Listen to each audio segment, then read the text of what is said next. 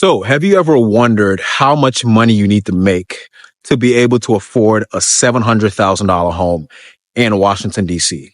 Well, today, not only are we going to be crunching those numbers, but we're also going to be stepping inside this $700,000 home so you can see, smell, touch, feel what $700,000 looks like in DC. Okay, maybe I'm the only one who's going to be doing the touching and the smelling, but you're definitely going to be seeing it. And after we tour the home, we're going to break down the numbers. We're going to talk about the monthly mortgage payments, how much cash is needed to purchase the home, and how much you need to earn to be able to make it happen.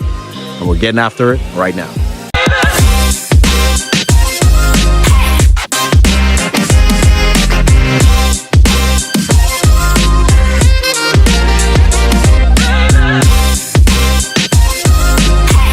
So if you stumbled across this video, I'm assuming that's most likely because you're interested in Washington, D.C. area real estate, whether that be buying, selling, or you're just curious about the market at large. If that's the case, you're at the right place. Feel free to subscribe below. My name is Bashir, and I get calls, texts, and emails from folks just like you looking to purchase a home or sell a home in the DC metro area. So if you have plans on doing that in the next 30, 60, 90 days or more, feel free to give me a call, text, shoot me an email. As always, I look forward to helping you find the right home in the right neighborhood. So we're going to be touring this 4-bedroom, 2.5 bath, just over 1,600 square foot condo. It's 3 levels, priced at $705,000. So we're in Northeast in the neighborhood of Trinidad. It is extremely cold. I just want to go inside and show you this home. So let's get the day started. So there are 4 condos in this building. We're going to be looking at the condo on the top floor. This building was built in 2019, or it was reconstructed in 2019. It looked like one of these apartment buildings, and there's been an addition up top for the top units. So let's step inside and see what $700,000 looks like.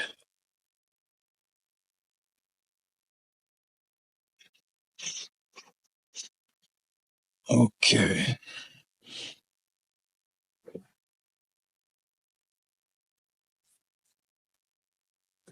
All right. So this is our front door, and you probably didn't think the unit was going to be this spacious as I was walking up, because I know when I first walked into the unit, I was like, is this really a 3-level unit? But it's quite spacious. So let me just walk to the extreme end of the property and give you a complete view of our first level. So on this level, this is our dining area. I guess its TV would go right here. We have recessed lighting going all the way down,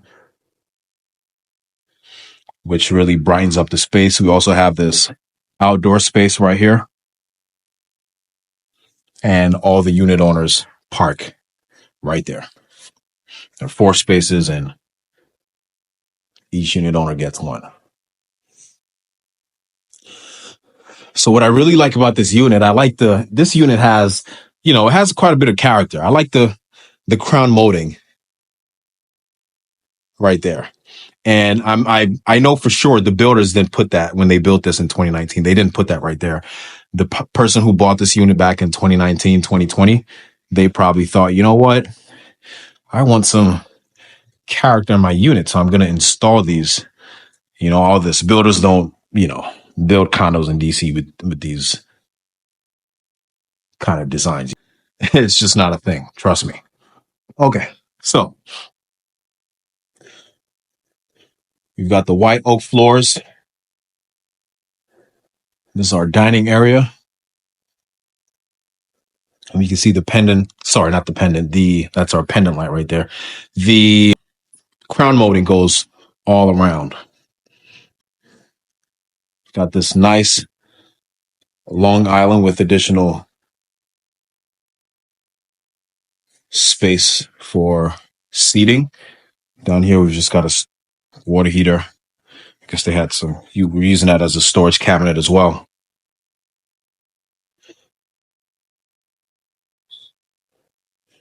And in our kitchen, we've got 2-tone cabinetry, a mixture of black and white. And I also noticed these handles. These all look like handles that a builder would probably use. Yep, there we go. So the owners probably took whatever the builders had right here and put these in. So I guess sometimes people don't like the standard equipment that the builders use, which is fine. Everyone has their own taste and what they want their space to look like. We've got quite a bit of doors here. So we have this closet, this coat closet, and that's just the front door. And this is a powder room right here.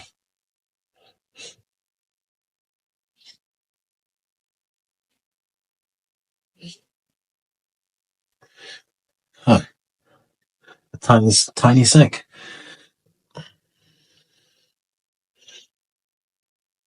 Okay.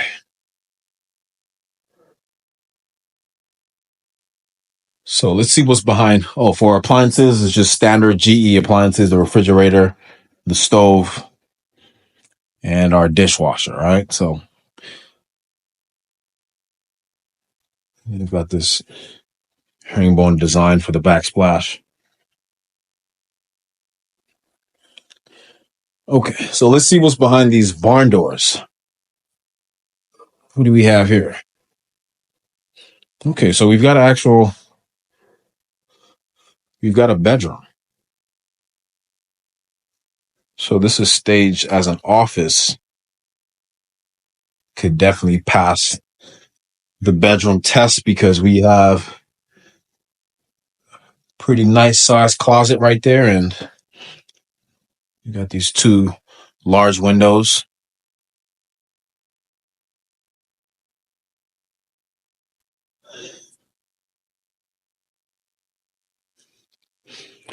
Yeah, if I bought this place, I would definitely use this as well.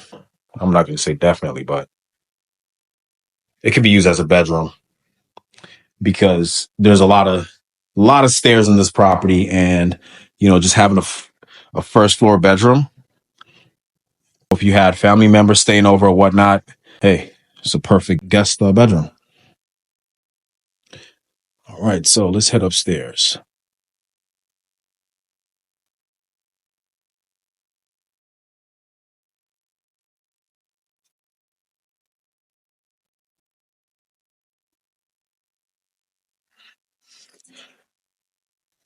So on this second level, we have one, two, three bedrooms, a full bathroom. So let's start on this side.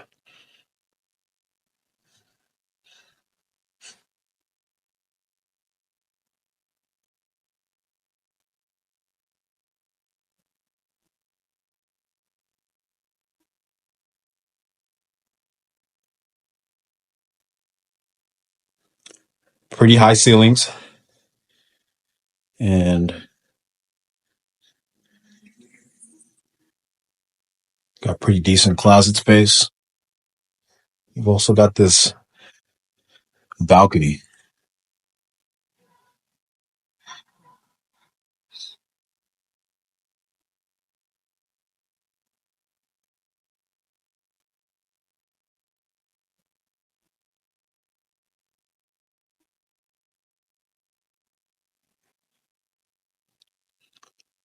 Okay.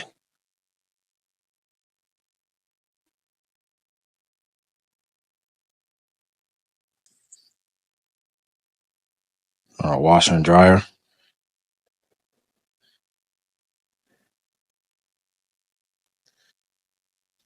And we got this bedroom right here. And these doors actually slide. Okay, there we go. Nice and efficient, right? Because this space right here is so tight. I guess you wouldn't want to have a door just, swinging out this way.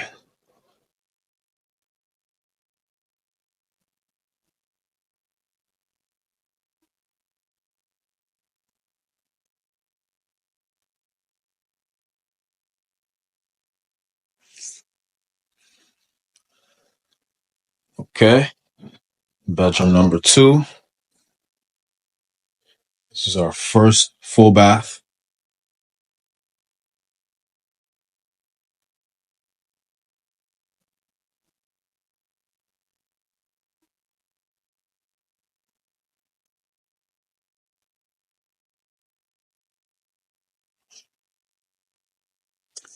Then down the hall is just the utility closet.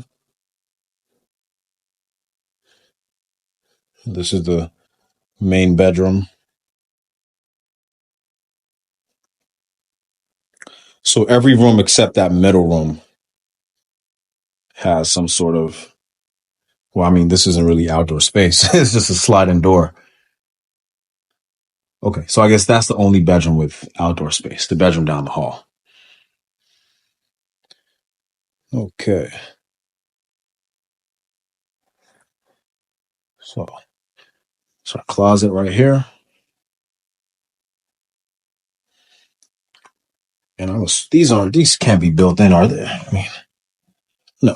Okay, I was gonna say that's pretty new.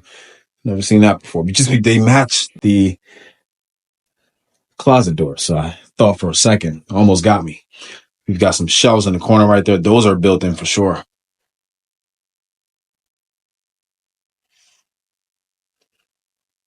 Okay, let's check out the bathroom.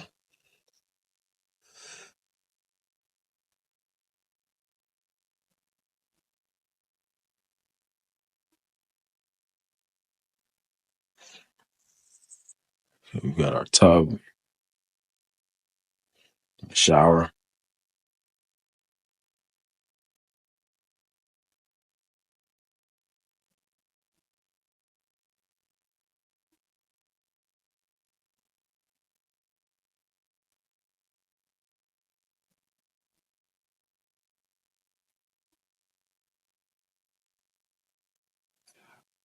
Got the toilet with the privacy door. Okay. Got the nice big mirror over the sink.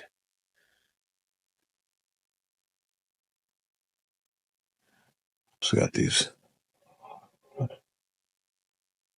pocket doors as well.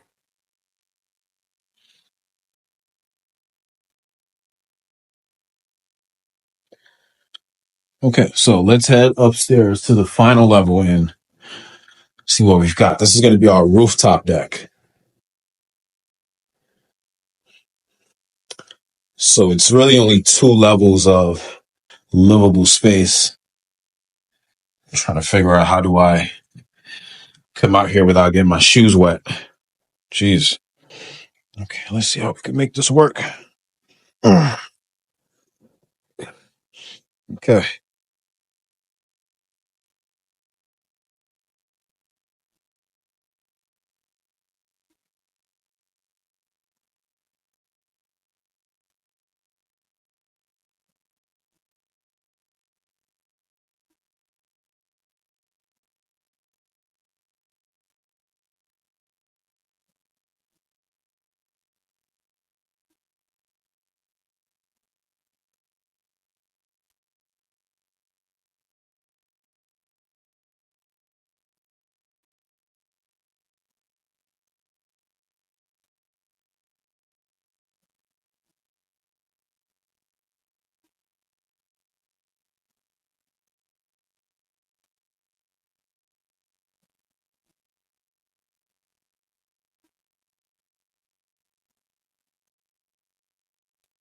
Okay, so now that we've seen, felt, and smelt what $700,000 looks like in Washington, DC, let's go over the numbers. So we're using the purchase price of this condo of $705,000. We're going to be doing a 10% down payment, and we're also going to account for closing costs, which is roughly around 4% of the purchase price of any home. We're also going to be using a 6.8 interest rate because that's the current interest rate if you're buying a home, assuming you had a credit score of 760 or better. So we're going to be using a credit score of 760. And the reason I'm using 760 is because if you have a higher score than 760, it doesn't really matter because eventually with your credit score, you get to a point of diminishing returns where anything over 760 is just for you to be proud of yourself that you're in the 800 club. Because if you have 2 individuals, one person has a 760 credit score and the other has an 810 or 820, they're probably going to get the same interest rate. I mean, if there's even a difference in interest rates, let's say the person with the 810 gets a slightly lower interest rate, it's so negligible that it's not even substantial enough to reduce your mortgage payment by even $50. compared to the person who had the 760. So long story short, a 760 credit score is where you get the best interest rates. Now, you don't have to put 10% down. I'm just using 10% as the benchmark because in my experience, most people put down anywhere between 5 and 10. Some people do 20 and some people do as little as 3, but the average tends to be between 5 and 10. So I'm just going to use a 10% down payment. So assuming we're putting 10% down to purchase this home, that's going to be $70,500 plus 4% for closing costs, which is 4% of the purchase price. That's going to be $28,200. So the total cash needed to purchase this home at $705,000 is going to be $98,700. So we can just round it up to $100,000. With an interest rate of 6.8%, your principal and interest is going to be $4,136 a month. But it doesn't stop there. We have to add property taxes, which is $463 a month. Mortgage insurance, which is $397 a month. Now, if you were to put 20% down, that private mortgage insurance goes away. The HOA fee for this condo is $342 a month, and the homeowner's insurance is $141 a month. So that brings us to a total of $5,479 a month. Now, let's talk about the fun part. How much income do you have to be bringing in on an annual and monthly basis to be able to afford $5,479 a month for a mortgage payment? Now, let's run through a hypothetical scenario here. Let's assume you had a debt to income ratio of 45%. Debt to income, pretty self-explanatory. What's the ratio of your debt to your income? So how much money is going out of your pocket every month towards debt payments, car loans, student loans, credit cards, personal loans, etc. And how much income are you bringing in? What's the ratio of that? The lenders want to make sure that you have no more than a 45% debt to income ratio. And the lenders only look at your debts. They're not looking at your expenses like Netflix subscriptions, Amazon Prime, things like that. They're only looking at your debt because that's money you're obligated to pay every single month. You can always cancel Amazon Prime, even though that would be absurd. Nobody's going to do that. And you could always cancel Netflix, but you can't wake up one morning and call your credit card company and cancel your $200 a month credit card payment. It's not going to happen. Now, let's assume you had the most popular types of debts. A car payment of $500 a month, $273 a month in credit card debt, and $500 a month towards your student loan. So you have total debt payments amounting to $1,273 a month. So that brings your total monthly debt obligation of the $5,479 a month mortgage plus $1,273 in debt payments. That brings you to a total of $6,752 a month. If we're using this 45% debt to income ratio, we're just going to divide 6,752 by 45%. And the total gross monthly income required to be able to purchase this unit would be approximately $15,000 per month before taxes. So that brings us to $180,000 annual salary requirement. Now let's expound on this a little bit. So this $180,000 requirement can either be one person earning $180,000 or two people earning $90,000 each. Assuming both individuals earning $90,000 each, bringing their household income to $180,000, had a very similar financial profile to the single individual earning $180,000. So what do I mean by that? It means both people earning $180,000, $90,000 each, they have to have a similar credit score to the individual earning $180,000 by his or herself. And they probably have to have a similar debt to income ratio, because if any one of these factors gets skewed, it's probably going to affect the purchasing power of the two individuals earning $90,000 a month. So let me break this down. If we have, let's say, a couple and they're both making $90,000, but one person had a credit score of 670 and the other person had a credit score of 850. Unfortunately, when two people are buying a home, the lenders usually go with the person who has the lower credit score. It sucks, but that's just how it works. So even though they both make $180,000 in totality, they're going to be using a 670 credit score to get approved for that loan. So their interest rate is probably going to be higher. So their monthly payment is probably going to be higher. So even though they make the same salary as the individual making 180,000 who has a 760 credit score, they're probably going to get approved for a lower price house, maybe 650 or 645, because the lower credit score increases their monthly payments. Now, another scenario that might change this a little bit is if another person making the same salary, 180,000, has more debt than another individual who's also making $180,000. So two people could be making 180K. It doesn't mean they're going to qualify for the same mortgage, because if one person has zero debt and the other person has $2,000 a month in debt payments, the person paying out $2,000 a month in debt payments is going to get pre-approved for a lower amount. Now let's look at the third scenario. So let's use the example of the $180,000 a year earner who had $1,273 a month in debt payments. If that individual completely eliminated all his debt, he would only have to make $146,000 to be able to afford this home, because now he has approximately $1,200 a month in capital freed up that he can allocate towards paying the mortgage and other expenses. And the last scenario that could require an individual to make less than 180,000 and still qualify to purchase a $700,000 home is interest rates. So let me give you an example.